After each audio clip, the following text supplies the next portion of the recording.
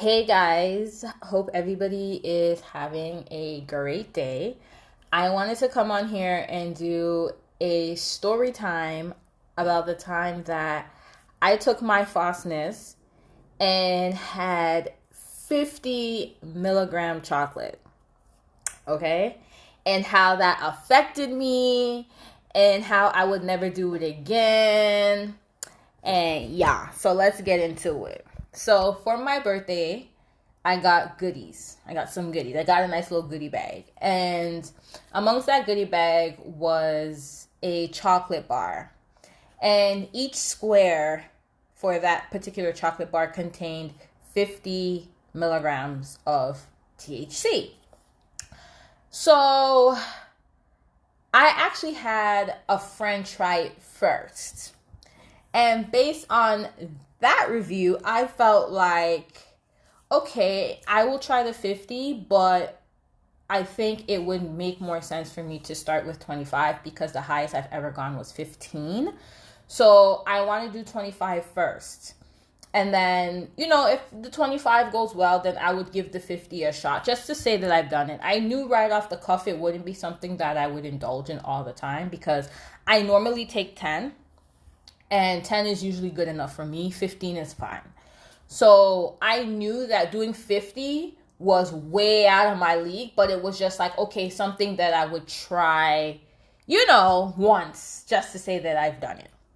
Cool. So I go and I get the 25. So I cut the square in half and I do the 25. Man, that chocolate was good. Ooh, was that chocolate good. And I had a craving for chocolate. So anyways, I was like, ooh, it's nice, whatever. So I put the chocolate back in the fridge. And I go into my room. And I'm preparing for this 25 experience. I call it flight 25. I always call it flight insert number of milligrams here. So I was on flight 25, waiting for it to take off.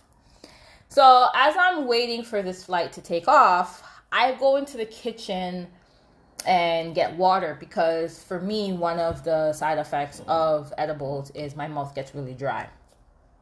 So as I go into the kitchen, I look at the fridge and my intrusive thoughts were like, girl, this is still your birthday week. Like, fuck it, take the 50.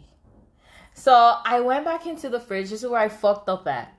I went back into the fridge, I got the other half, and I took it. So call it maybe about 5 to 7 minutes apart. One thing about those higher dosages, they hit faster. When I typically take a 10, I can do things. Like, I have it timed so well that I can do it at a specific time, get things done before it kicks in, because once it kicks in, like, a lot of my motor skills kind of go down the drain. Like, I can still do things, but the quality of what I'm doing diminishes. So when I took the second half of the 25, the first half of the 25, that flight was starting to take off. Okay, so I'm feeling it and I was like, okay, yeah, I'm used to it. Whoa. And quickly I realized that I would have been fine with the 25. Like, the 25 was a lot for me, but I felt like I can get away with the 25, but I knew that I was about to be on a dual flight because the other 25 was technically still on the runway preparing for takeoff to join me on, this flight. So my flights were about to merge from 225 flights to 150 flight. So I was like, I need to talk to someone for a second. So my best friend was at work, so I couldn't call them. So I tried to call my cousin. She didn't answer because she was busy. And so I called my other friend and she answered. And instantly I was like, what did I do? She's like, what are you talking about? So I ran her down the situation.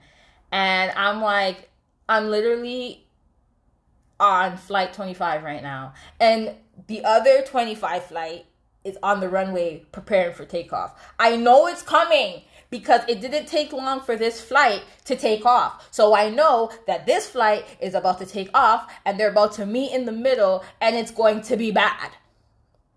So as I'm explaining this to her, I literally feel my head slowly start to levitate and detach from my body.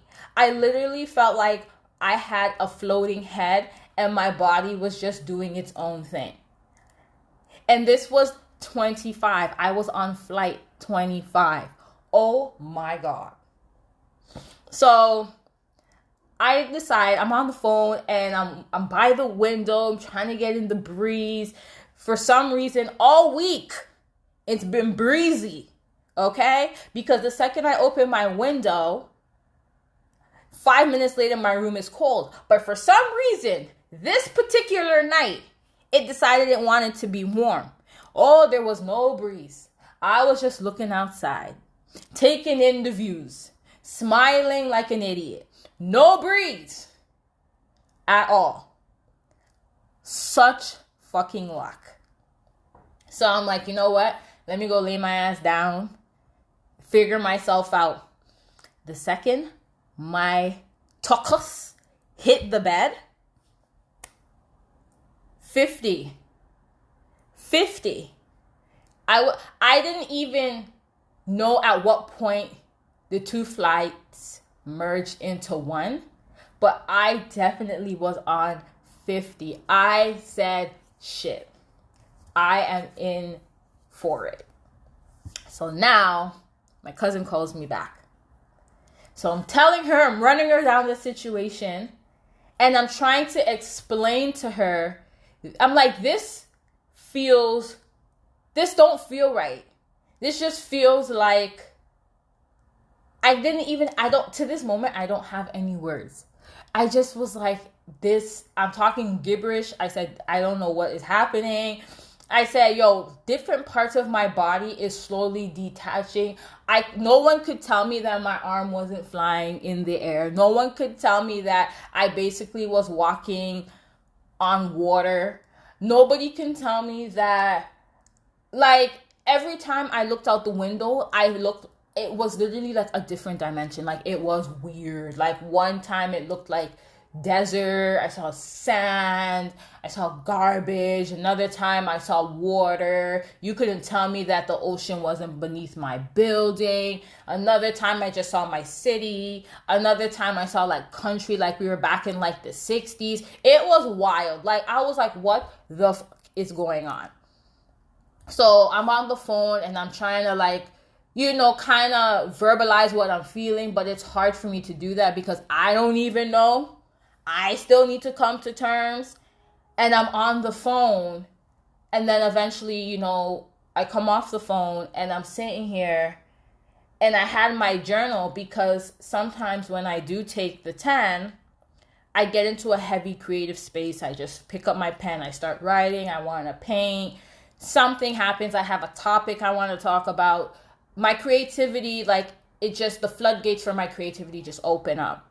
So that's kind of where I was hoping it was going. But this flight had no pilot. This was a chaotic flight. They ain't got no seatbelts. This was literally like Spirit on steroids. I have never been on a flight. That was the bumpiest flight I have ever been on. I would give that flight a 0 out of 10. Very ghetto. Would not recommend. Nobody on that flight. Nobody come to give me, that flight was gross.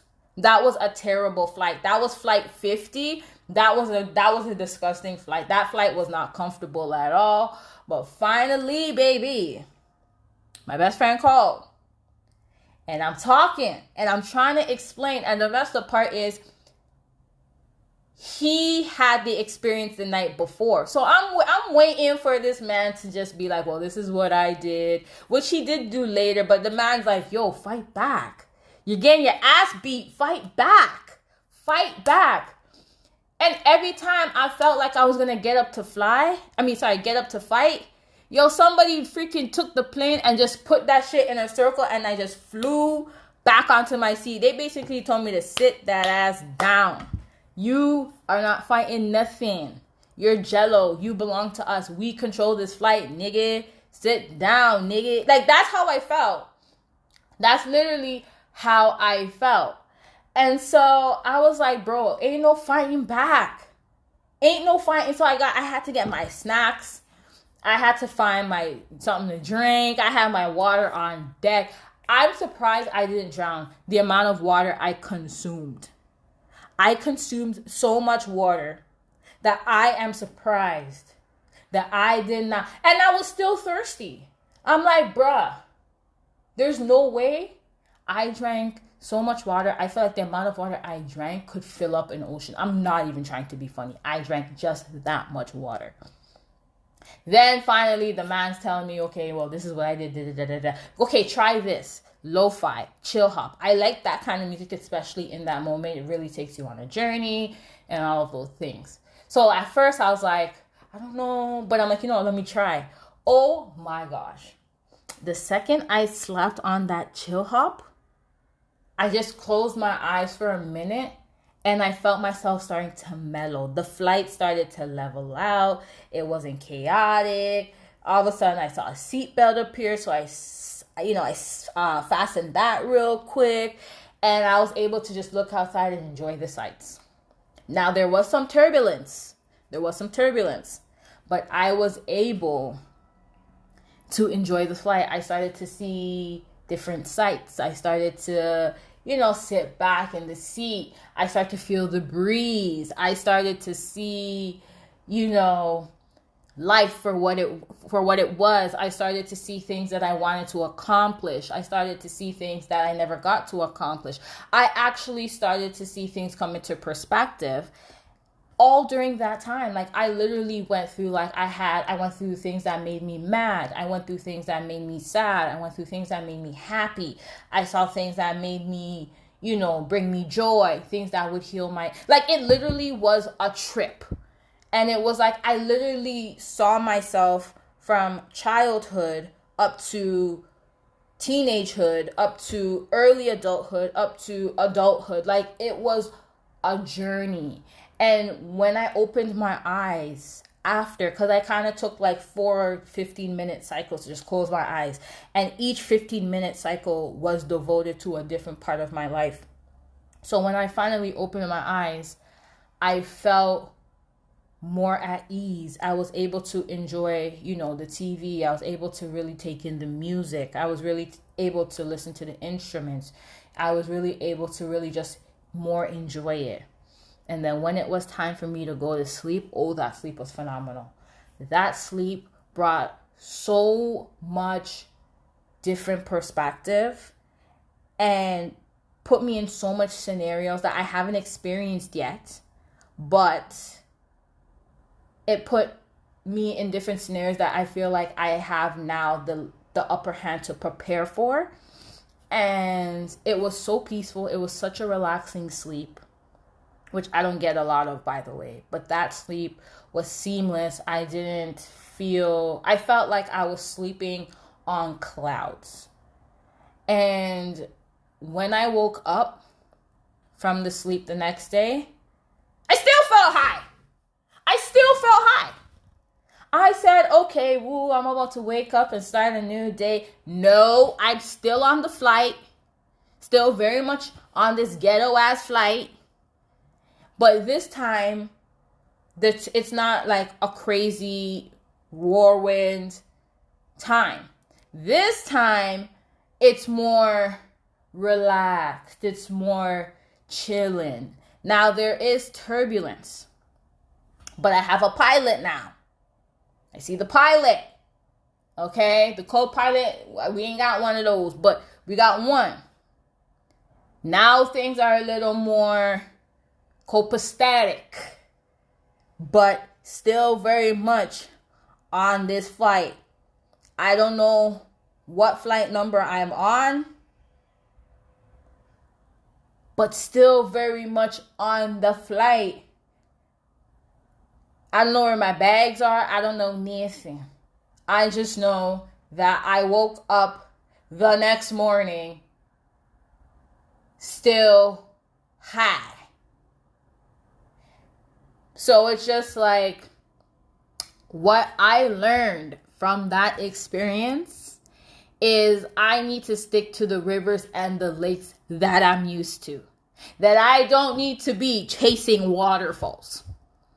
Because I will drown. And it will be bad. And it'll be no one's fault but my own.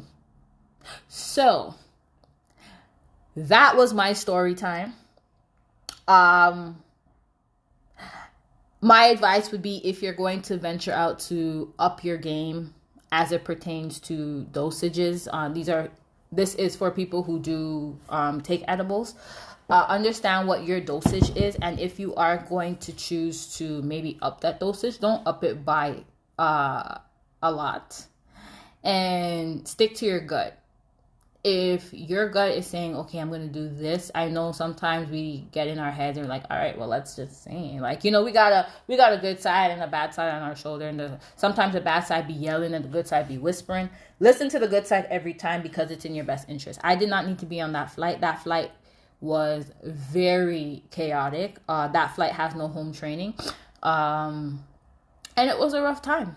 But I did survive the flight, and eventually things go back down to normal, and you're able to exit the flight, and you want to kiss the ground, but it's unsanitary to do so, but you're just thankful that you made it off the flight, because you really didn't know. It was very touch and go for a while.